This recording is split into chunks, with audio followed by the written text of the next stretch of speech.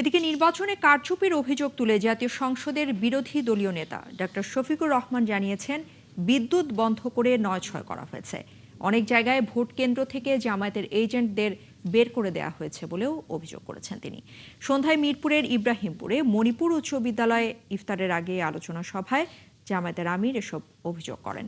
তিনি বলেন, গণভোটে ৬৯% হাঁ ভোট প্রমাণ করে মানুষ পরিবর্তন চেয়েছে। বিএনপি সংখ্যাগরিষ্ঠ ভোট পেয়ে ক্ষমতায় আসেনি।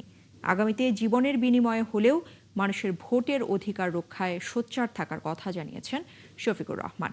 আর চাঁদাবাজি বন্ধে ব্যবস্থা নেওয়ার আহ্বান জানিয়ে তিনি হুঁশিয়ারি দিয়েছেন, নইলে সরকারের বিরুদ্ধে প্রতিরোধ গড়ে তোলা হবে।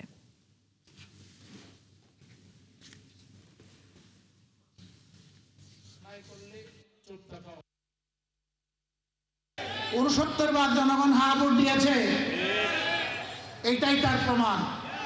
যারা এখন ক্ষমতায় আছেন তারা বলেছেন তারা না ভোট দিবেন, তারা না ভোট দিয়েছেন, এইটাই প্রমাণ তারা সংখ্যাগরিষ্ঠ মানুষের ভালোবাসা এবং ভোট পান নাই। বিভিন্ন কায়দায় সেই ভোট নেওয়া হয়েছে, কারেন্ট বন্ধ করে দেওয়া হয়েছে, ৯/৬ করা হয়েছে। আমরা এগুলো আর দেখতে চাই না। দেশের বহু জায়গায় গায়ের জোর খাটিয়ে আমাদের এজেন্টদেরকে বের করে দেওয়া হয়েছে। আগামীতে মানুষের ভোটের অধিকারের পক্ষে জীবনের বিনিময়ে হলে আমরা দাঁড়িয়ে যাবো ইনশাআল্লাহ।